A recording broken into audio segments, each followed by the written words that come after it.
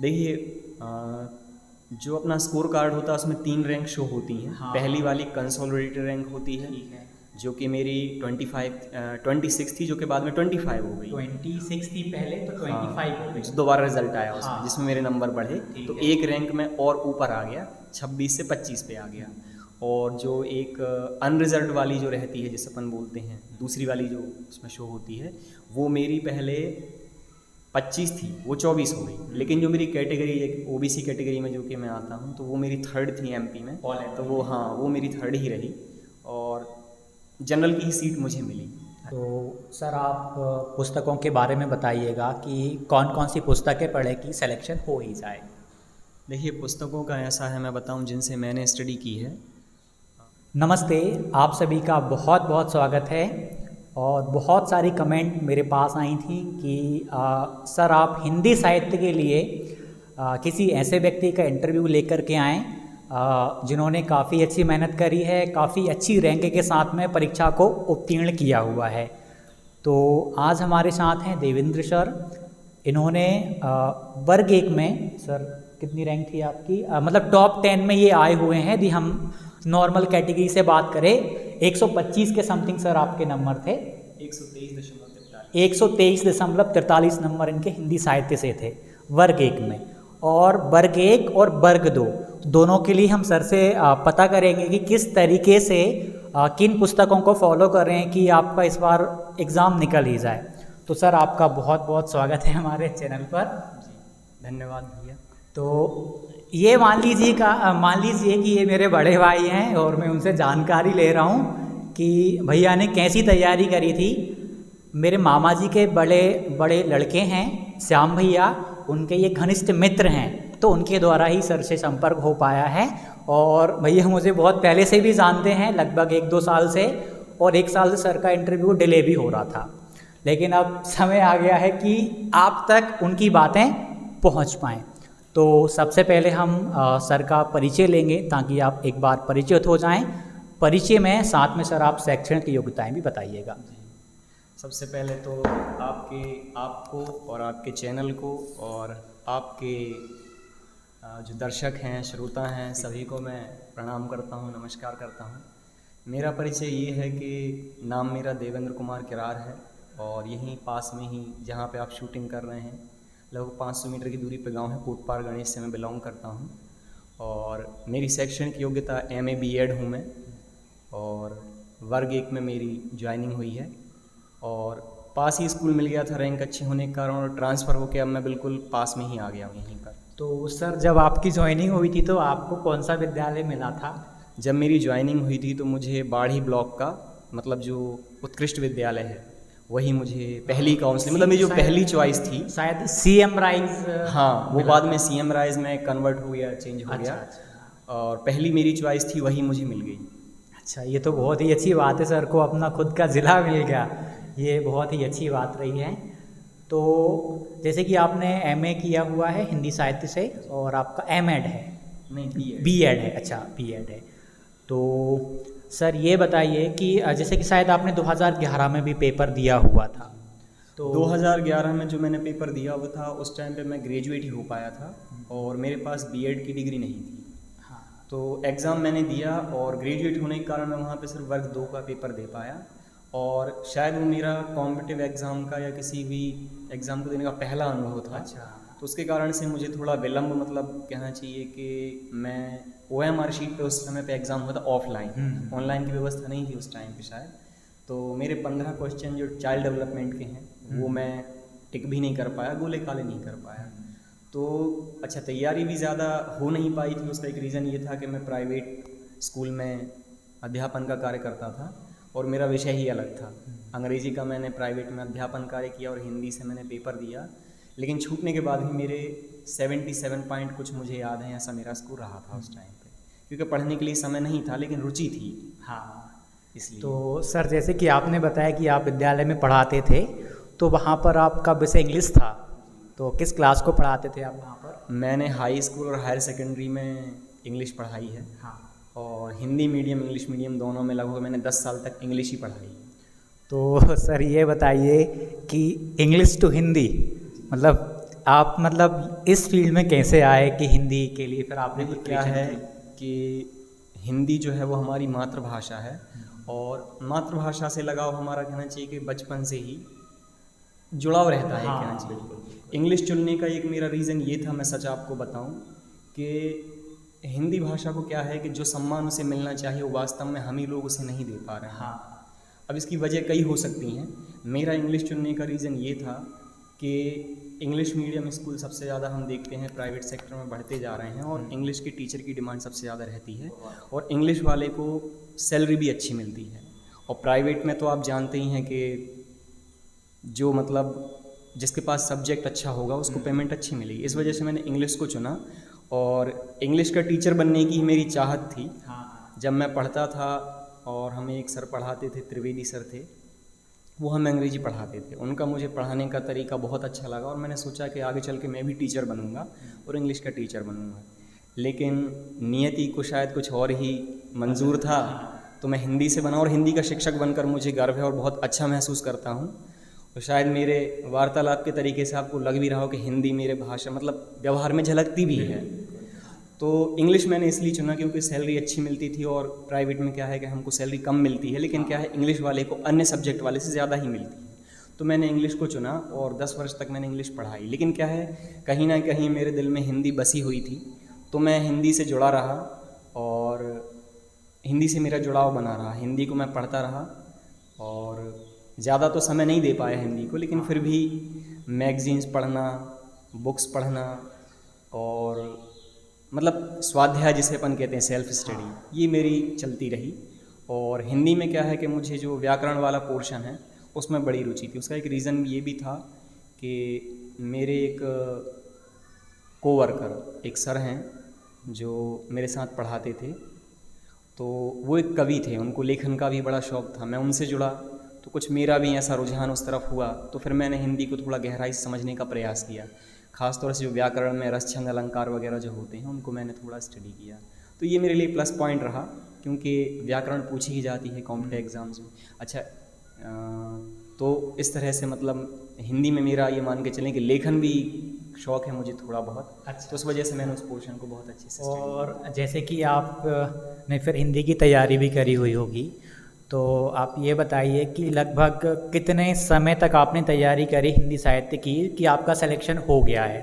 Timing की बात करें, 1 साल, 2 साल? मैं बिल्कुल सच सच आपको बताता हूँ कि समय तो वास्तव में मैं जितना देना चाहिए उतना वास्तव में मैं नहीं दे पाया। उसका एक रीज़न ये भी था कि 18 में वैकेंसी निकली थी ये, और 2018 के सत्र में मैंने डबल स्कूल अटेंड किए हुए थे, मॉर्निंग में एक और नून में एक। ठीक है। मॉर्निंग वाला स्कूल पढ़ा के जस्ट, तो पढ़ाया करते थे आप? हाँ, प्राइवेट ही पढ़ाता था मैं। ये थोड़ा पकड़ी में। हाँ आप कंटिन्यू करिए सर। जी। तो मॉर्निंग और इवनिंग, हाँ, दो से फिर क्या हुआ सर, आप ये बताइएगा। हाँ, कंटिन्यू करिए, बस चेक कर रहा था कहीं वो वीडियो बंद ना हो जाए। हाँ। ठीक है।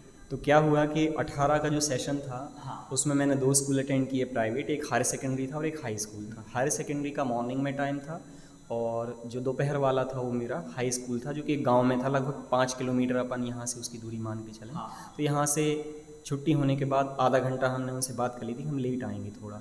2 लोग थे हम, एक मेरा मित्र भी था, वो मैथ से था, और मैं हिंदी और इंग्लिश दोनों ही वहाँ पर पढ़ाता था दूसरे वाले स्कूल में, इसमें सिर्फ इंग्लिश पढ़ाता था। तो हम जाते थे तो दोनों स्कूल अटेंड करने के कारण, अच्छा, वैकेंसी का जहाँ तक मुझे ध्यान है कि लेट आई थी शायद बीच सत्र में। उसका नोटिफिकेशन आया था कि 18 में एग्ज़ाम होगा वर्ग 1 का, और दिसंबर में उसकी डेट आई थी कि 29 दिसंबर से एग्ज़ाम स्टार्ट हो जाएंगे। तो मैंने जो दूसरा वाला स्कूल था वहाँ पे सर से कहा कि सर मैं कुछ समय के लिए विराम चाहता हूँ तैयारी के लिए। हाँ। तो उन्होंने कहा ठीक है। तो मैंने कुछ समय के लिए स्कूल को छोड़ भी दिया, लेकिन पता चला कि सरकार बदल गई, और सूचना आई कि लगभग मतलब एग्ज़ाम को क्या है कि पृथक से इसकी अगली तिथि घोषित की जाएगी, तब तक के लिए स्थगित किया गया। तो मन में थोड़ा सा लगा भी कि यार इतनी मेहनत की, इतना सपना मतलब के करीब आते आते लेकिन चला गया। तो फिर मैंने दोबारा स्कूल ज्वाइन कर लिया। दोबारा स्कूल ज्वाइन करने के बाद 22 जनवरी में नोटिफिकेशन आया कि 2 तारीख से आपका एग्ज़ाम है, और 2 तारीख में मतलब 1 तारीख से एग्ज़ाम शुरू है। किस मंथ में ये? जनवरी में 22 जनवरी में ये सूचना आई कि 1 तारीख से यानी 1 फरवरी से एग्ज़ाम्स चालू हैं और 2 तारीख में हिंदी का पेपर है, 2 शिफ्टों में। तो मेरा मॉर्निंग शिफ्ट में था और तैयारी के लिए अब ये मान के चलिए कि 22 से लेके 1 तारीख तक का ही समय हमारे पास था। ऐसा नहीं, इस बीच में थोड़ा थोड़ा पढ़ते रहते थे, लेकिन ये है कि 12 घंटे की यदि आप ड्यूटी करेंगे, 10-12 घंटे की, तो आप कितना समय दे पाएंगे। उसके बाद विवाह भी हो चुका था, एक बच्चा भी था जो कि बहुत छोटा था। हाँ। 2018 में ही मई में उसका जन्म हुआ था, तो पारिवारिक जिम्मेदारियां भी थी, तो ज़्यादा समय तो मैं नहीं दे पाया। लेकिन ये है कि जो भी मैंने पढ़ा और पढ़ता था उसे मैंने समझ के बहुत अच्छे से मतलब उस चीज़ को मैंने अपने माइंड में रखा। क्या सर आप नोट्स वगैरह बनाया करते थे? नोट्स तो मैंने सर कभी नहीं बनाए, सच बात बताऊँ। हाँ, मैंने क्या है, अलग अलग बुक्स को पढ़ा और कई बुक्स को मैंने स्टडी किया समझने के लिए। जनरली क्या है, मैंने सच बात बताऊँ, मैंने यूट्यूब पे वीडियोस भी देखे, लेकिन वो बात मुझे नज़र नहीं आई जो मैं ढूंढना चाहता था। मतलब गहराई वाली बात, एक गहराई से जो अपन समझना चाहते हैं वो चीज़ मुझे नेट पे भी नहीं मिली, यूट्यूब पे भी नहीं मिली। हाँ, कुछ पुस्तकें मुझे ऐसी मिली जो मैंने गहराई से उनका अध्ययन किया और मुझे बहुत अच्छी लगी। जी सर, आप पुस्तकों का नाम ज़रूर बताइएगा, पुस्तकों का सुनना चाहते हैं।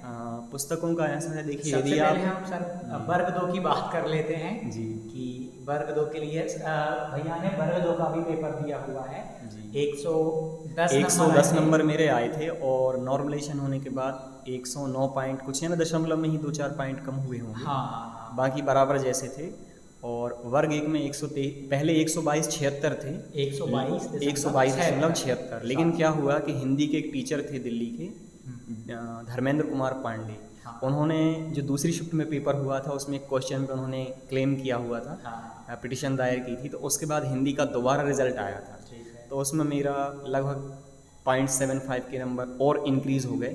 पहले मेरी ओपन से 26वीं रैंक थी जो कि 25वीं हो गई और कैटेगरी की रैंक मेरी वही रही, तो मेरे फिर बढ़कर 123.43 नंबर हो गए। आपकी जो रैंक थी वो यदि हम ओबीसी कैटेगरी में बात करें हिंदी साहित्य से तो कितनी थी? देखिए, जो अपना स्कोर कार्ड होता है उसमें 3 रैंक शो होती हैं। पहली वाली कंसोलिडेटेड रैंक होती है, जो कि मेरी 26 थी, जो कि बाद में 25 हो गई। 26 थी पहले, तो 25 हो गई। दोबारा रिजल्ट आया उसमें, जिसमें मेरे नंबर बढ़े, तो एक रैंक में और ऊपर आ गया, 26 से 25 पे आ गया। और जो एक अनरिजर्व्ड वाली जो रहती है जिसे अपन बोलते हैं, दूसरी वाली जो उसमें शो होती है, वो मेरी पहले 25 थी, वो 24 हो गई। लेकिन जो मेरी कैटेगरी ओबीसी कैटेगरी में जो कि मैं आता हूँ, तो वो मेरी 3rd थी एमपी में, तो वो वो मेरी 3rd ही रही और जनरल की ही सीट मुझे मिली। अच्छा। अतिथि में मैंने कभी पढ़ाया नहीं, क्योंकि लगभग 10 वर्ष में मैं प्राइवेट स्कूलों में ही अध्यापन करता रहा और स्कूल ज़रूर बदले मैंने, लेकिन विषय परिवर्तन नहीं हुआ, पढ़ाई मैंने अंग्रेज़ी की।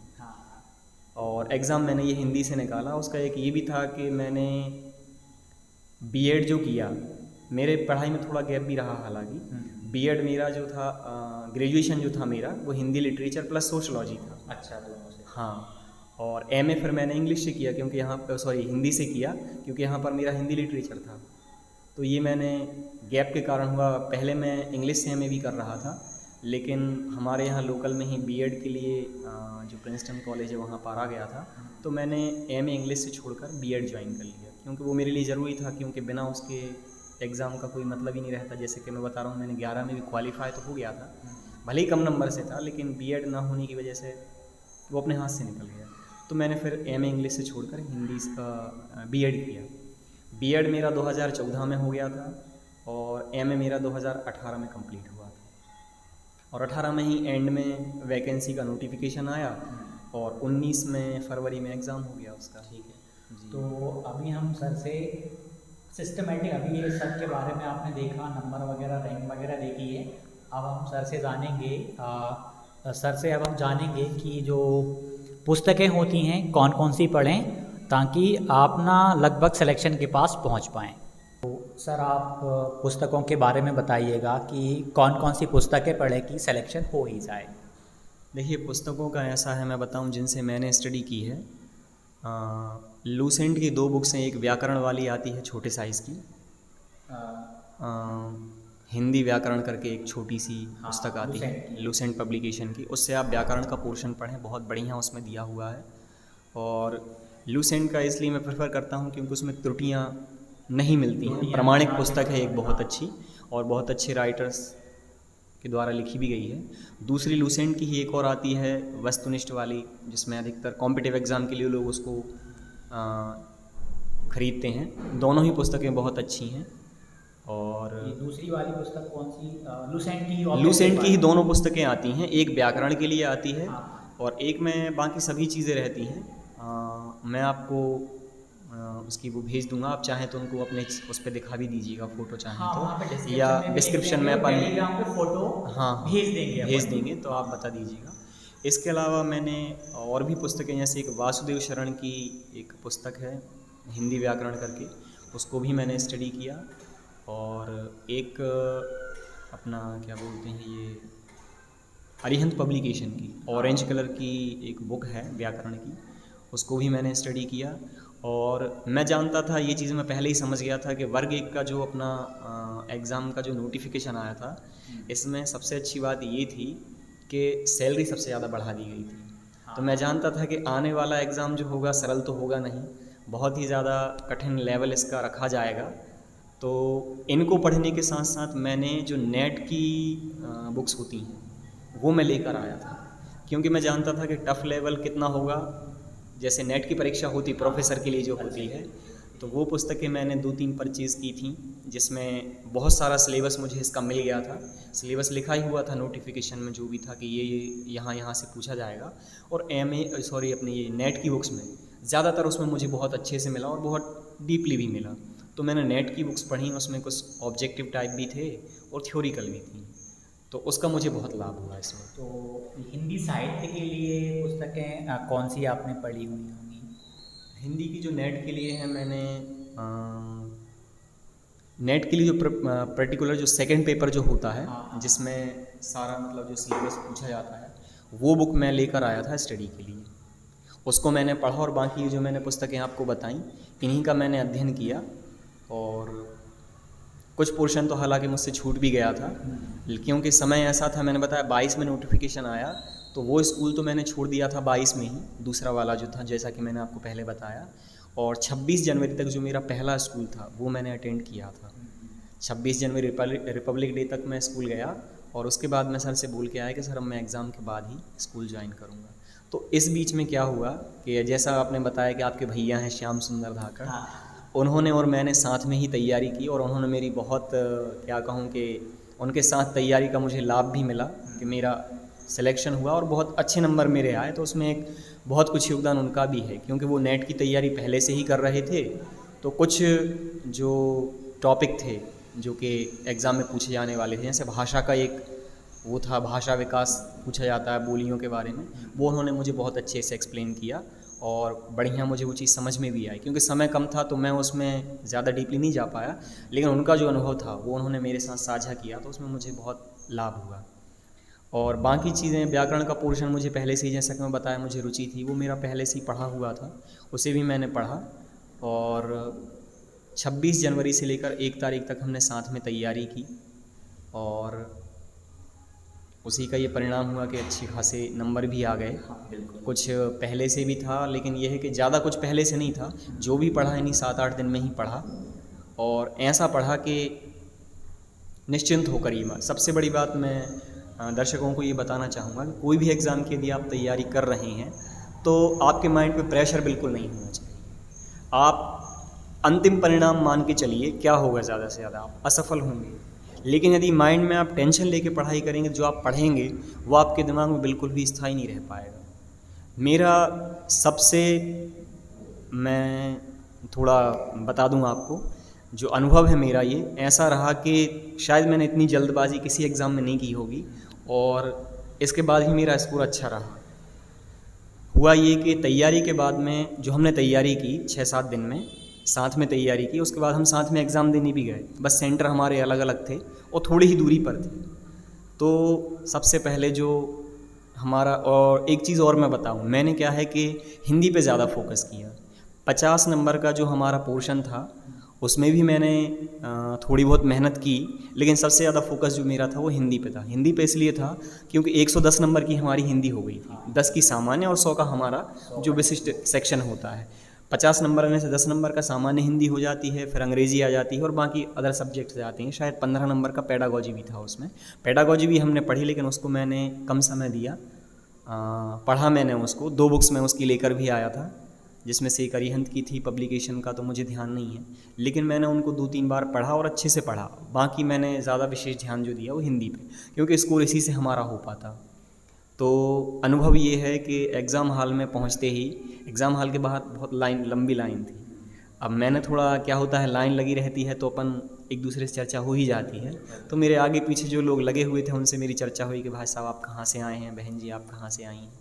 तो पता चला कि जो लोग, कुछ उसमें से पटवारी भी थे जिनकी गवर्नमेंट जॉब थी, कुछ कॉलेज के प्रोफेसर्स भी थे, प्राइवेट कॉलेज के, जो कि पीएचडी भी थे, बहुत अच्छा जिनको अनुभव भी था, वो लोग लगे हुए थे। तो थोड़ा सा लगा कि यार एग्ज़ाम वास्तव में हाई लेवल का है, कैसा आएगा, मन में था थोड़ा, लेकिन ये है कि जैसा कि मैंने बताया, मैंने पहले ही सोच लिया था कितना टफ आएगा। तो मैंने नेट की बुक से कुछ तैयारियां की, उससे मुझे बहुत हेल्प मिली। और ये जो मैंने बुक्स आपको बताई, लूसेंट पब्लिकेशन की, अरिहंत की, ये बहुत अच्छी पुस्तकें हैं, इनमें बहुत सारा मैटर मिल जाता है। ये वाली पुस्तकें हम आपको टेलीग्राम पे फोटो के माध्यम से, हाँ, जो मैंने पढ़ी कवर मैं पेज आपको बता जी दूंगा। बता देंगे आपको। तो इनमें से मैंने स्टडी किया, तो जैसे ही मैं समय हुआ मैं बैठा, तो सबसे पहले मैंने जो है हिंदी का ही पोर्शन सॉल्व किया, जो कि 100 नंबर का होता है। और एक चीज़ मैं आपको बताऊं, कभी भी आप कोई भी एग्ज़ाम दें, सबसे ज़्यादा कंफ्यूज जो किया जाता है वो क्वेश्चन में आपसे पूछा जाता है और नहीं है। सबसे पहले आप क्वेश्चन को 1 से 2 से 3 बार पढ़िए कि वो पूछ क्या रहा है सामने वाला, है या नहीं है। उस चीज़ पर आपको विशेष ध्यान देना है। इसमें सबसे ज़्यादा क्या है, हम देखते हैं कि क्वेश्चन में ये पूछा, ये नहीं देखते उसने है पूछा है या नहीं पूछा है, और हम कंफ्यूज हो जाते हैं। ज़्यादातर घुमाना इसी चीज़ में होता है, उस पर आप विशेष ध्यान दीजिएगा। मैंने इसी चीज़ पे विशेष ध्यान दिया कि ये सामने वाला, मतलब क्वेश्चन में पूछा क्या गया है, ये चीज़ है या नहीं है। तो ऐसा मैंने, अच्छा, इसके करने के बाद मैंने श्योर होके विकल्पों को पढ़ा, और जो मुझे पता था मैंने उसको एक ही बार में लॉक कर दिया। जो पता था वो भी एक बार में लॉक किया, और जो नहीं पता था, जिसको अपन को लग रहा था कि हाँ इनमें से ये 3 नहीं हो सकते, और ये अपन ने कहीं ना कहीं पढ़ा है लेकिन ठीक से ध्यान नहीं आ रहा है, तो उसको भी मैंने एक ही बार टिक किया, फिर मैंने उसको बदला नहीं। पूरा पेपर टिक होने के बाद मैंने मात्र 2 क्वेश्चन चेंज किए थे, जो कि मुझे बहुत अच्छी तरह से याद हैं, और एक क्वेश्चन जो कि मैंने गलत टिक करके आया था, जो कि मैं पढ़ नहीं पाया था, उसकी मैं यहाँ पे चर्चा करूँगा। 2 क्वेश्चन जो कि मैंने बदले, उनमें से एक हिंदी का था और एक गणित का था, और एक क्वेश्चन जो मेरा गलत हुआ वो भी हिंदी का था, वो मैं आपको बता देता हूँ। हिंदी का जो क्वेश्चन मैंने बदला वो पर्यायवाची से संबंधित था। उसमें प्रश्न ये था कि हिंदी में अनुमान का सही पर्यायवाची क्या है।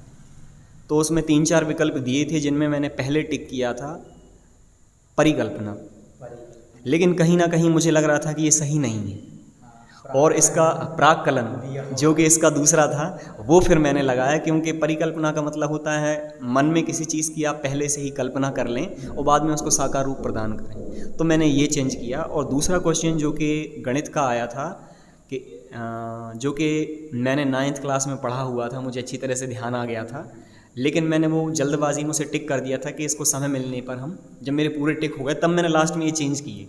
वो क्वेश्चन ये था कि एक समूह में कुछ लोग चाय पसंद करते हैं, इस टाइप का क्वेश्चन था। कुछ लोग कॉफ़ी पसंद, संघ सर्वनिष्ठ जिसे अपन बोलते हैं, वो क्वेश्चन था गणित से। तो कितने लोग हैं जो ऐसा वो आता है, तो वो मैंने पढ़ा हुआ था 9th क्लास में। अब तो सिलेबस बदल गया है, जब MP बोर्ड का था जब हम पढ़े थे, तो मैंने उसको सॉल्व करके देखा और 10 से 15 मिनट मैंने उसमें बर्बाद किए, लेकिन वो मुझे आ गया, तो मैंने चेंज कर दिया। ये 2 क्वेश्चन मैंने चेंज किए। एक क्वेश्चन आया था हिंदी भाषा से ही, जो मुझे याद है, जो मैंने गलत किया और तुक्का, क्योंकि मैं पढ़ के नहीं गया था। और ये लूसेंट की जो बड़ी वाली बुक आती है उसमें स्टार्टिंग में ही दिया हुआ है, आप इसको ज़रूर पढ़ें स्टार्टिंग में, भाषा के इतिहास के बारे में।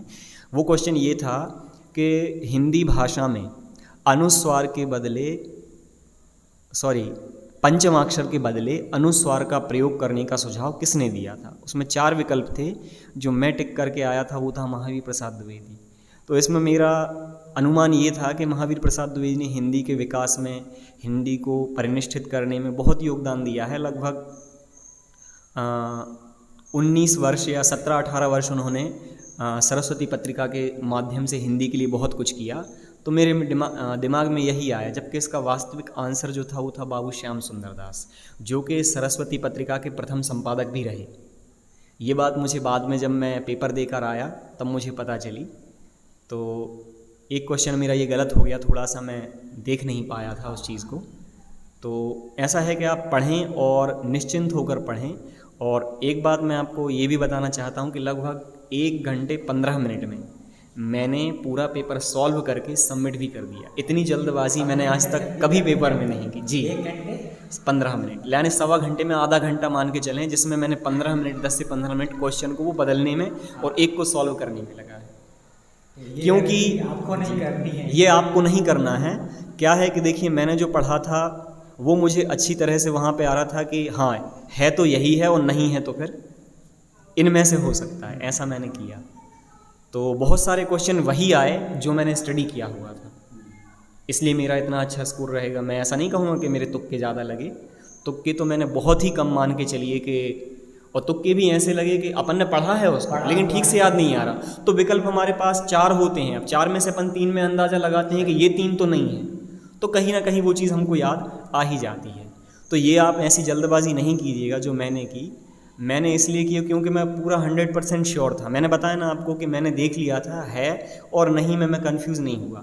अब एक उदाहरण मैं बताता हूँ आपको, जो अभी TET फर्स्ट का एग्ज़ाम हुआ जो निकला है अपना 2022-23 में ही, हाँ पात्रता वाला। इसमें मैंने दोनों शिफ्ट के पेपर को देखा, मेरे परिचित थे, उनके प्रवेश पत्र से मैंने उनको डाउनलोड किया। इनमें कुछ क्वेश्चंस ऐसे आए थे जो कि जानकारी के अभाव में आपने उनको ठीक से पढ़ा नहीं और उनको गलत कर दिया। मैं 2 क्वेश्चन को यहाँ पे थोड़ा हाईलाइट करना चाहता हूँ। एक क्वेश्चन आया था कि शब्दकोश में, मानक हिंदी शब्दकोश में जो हमारा ज्ञा अक्षर होता है वो किस अक्षर के बाद आता है। तो मेरे एक परिचित ने जो पेपर दिया था, जिनके प्रवेश पत्र से मैंने उनका वो डाउनलोड किया, उन्होंने उसमें क्या है त्रा अक्षर के बाद उन्होंने उसमें लगा दिया। तो ये गलत हो गया, क्योंकि शब्दकोश में जो व्यवस्था होती है वर्णों की वो अलग होती है और ये वर्णमाला के अनुसार है। त्रा के बाद जो ज्ञा आता है वो वर्णमाला में आता है, शब्दकोश में नहीं आता। शब्दकोश थोड़ा अलग तरीके से चलता है। तो ये चीज़ आपको थोड़ी क्या है ध्यान देने की है। एक क्वेश्चन ये था। दूसरा एक क्वेश्चन और था इसी से रिलेटेड, मैं अब बताऊँगा आपको हिंदी का, कि अर्थ की दृष्टि से भाषा की सबसे छोटी इकाई क्या है। एक क्वेश्चन ये भी था शिफ्ट का, तो मुझे ध्यान नहीं है, अर्थ की दृष्टि से। अब इसमें जल्दबाजी में क्या है कि सबसे छोटी भाषा इकाई क्या होती है, वर्ण, लेकिन वर्ण का कोई अर्थ नहीं निकलता है, शब्द होता है, शब्द का अर्थ निकलता है।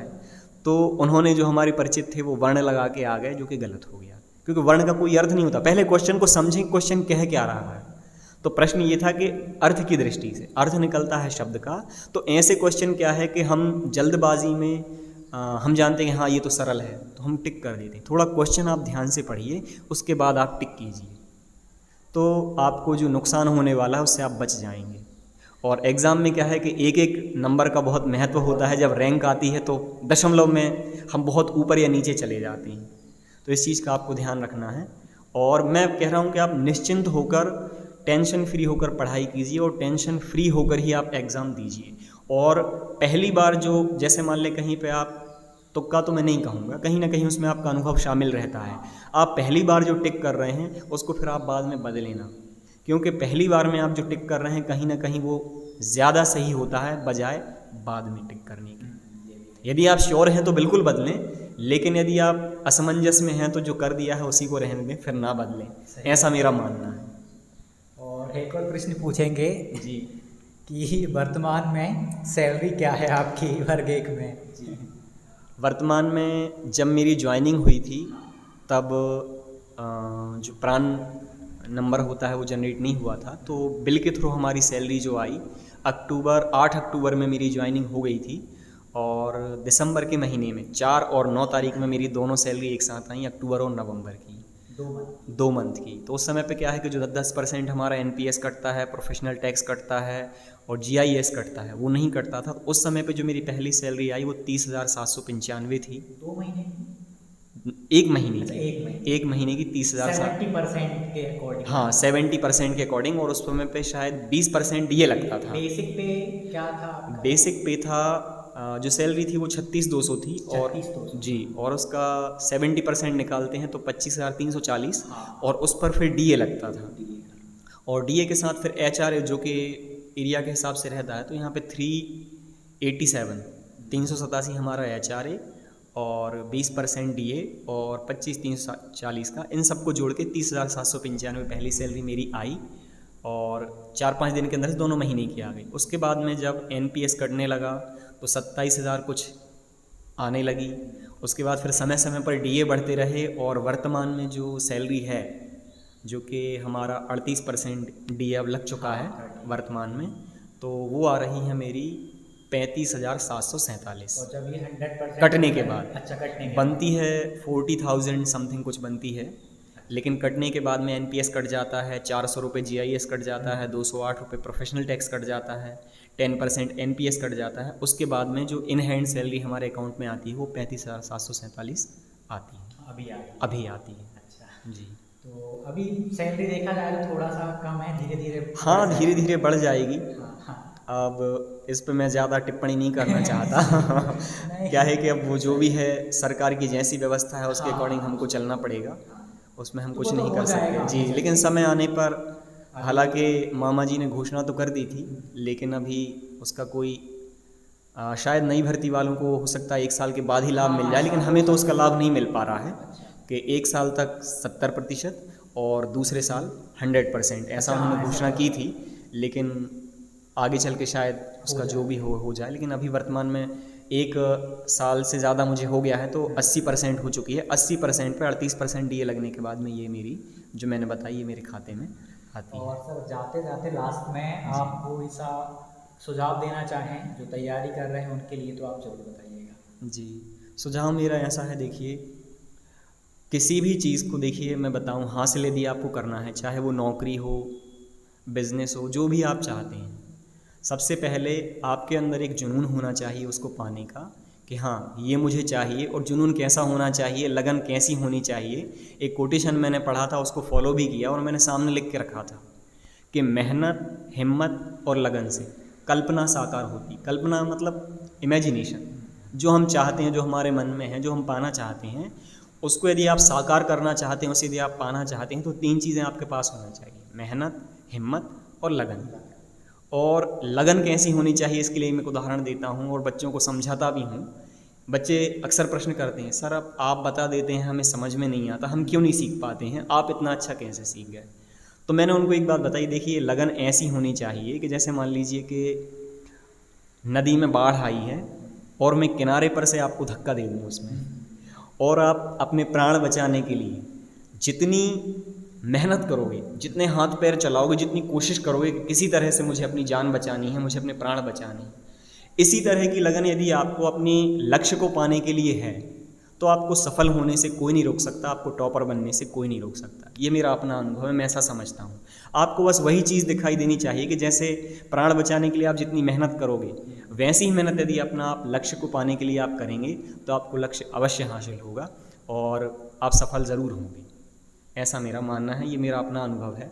और मैंने बताया कि मैंने जिन परिस्थितियों में तैयारी की, वास्तव में मेरे पास समय की बहुत कमी थी, लेकिन मैंने उन चीज़ों को डीपली स्टडी किया और मैंने दिमाग पर ज़्यादा प्रेशर नहीं रखा, क्योंकि मुझे अपने आप पे भी भरोसा था। जो मैं पढ़ता था, ऊपर वाले की ऐसी कृपा है कि मैं जो पढ़ लेता हूँ वो मुझे याद रहता है और लंबे समय तक याद बना भी रहता है। आप पढ़ते रहेंगे और ऐसा होने के लिए अभी तो आपके पास शायद जो तैयारी कर रहे हैं उनके पास समय नहीं है, लेकिन फिर भी जो अतिरिक्त पढ़ाई होती है, जैसे स्वाध्याय अपन बोलते हैं, अच्छी मैगज़ीन पढ़िए, अखबार पढ़िए, अच्छी कहानियाँ, जिससे आपका क्या है मनोबल बढ़े, आत्मविश्वास आपका यदि अच्छा है तो आप जो पढ़ेंगे वो आपको याद रहेगा और समय पर याद भी आएगा। और डर आपके अंदर बिल्कुल भी नहीं होना चाहिए, क्योंकि यदि आपकी तैयारी है तो कोई कहीं से भी पूछ ले, वो आप कर पाओगे। तो सर ने हमें टाइम दिया, उनके उसके लिए सर का बहुत बहुत धन्यवाद। आपका भी बहुत बहुत धन्यवाद अमित भैया कि आपने बुलाया, और आपके चैनल को भी और आपके दर्शकों को भी बहुत बहुत शुभकामनाएं मैं देता हूं कि वो तैयारियां करें।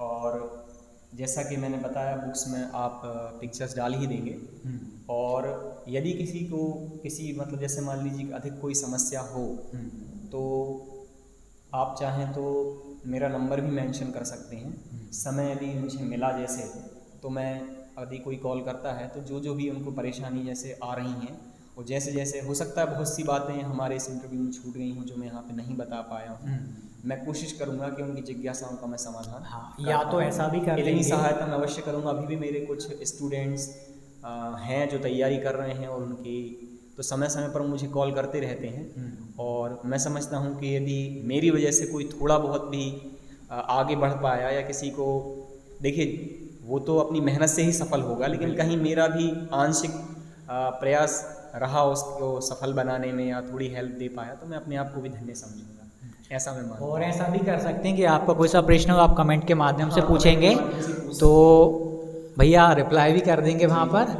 और नहीं तो एक और काम कर सकते हैं कि दोबारा इंटरव्यू ले लेंगे उन प्रश्नों को लेकर के। हाँ, प्रश्नों को लेकर चाहें तो मैं बिल्कुल। हाँ, और जो पुस्तकें हैं वो आपको टेलीग्राम चैनल पर मिल जाएंगी। टेलीग्राम चैनल का नाम है सक्सेस क्लासेस बाय अमित धाकड़, डिस्क्रिप्शन में भी लिंक है, या आप टेलीग्राम पर भी इसको आप सर्च करेंगे तो मिल जाएगा। और जाते जाते यही कहूँगा कि भाई आप यदि नए हैं तो चैनल को सब्सक्राइब ज़रूर करिएगा, बेल आइकन को दबाइएगा। आपको बहुत ही अच्छी जानकारियाँ, बहुत ही अच्छे इंटरव्यूज़ यहाँ पर मिलते रहेंगे। धन्यवाद।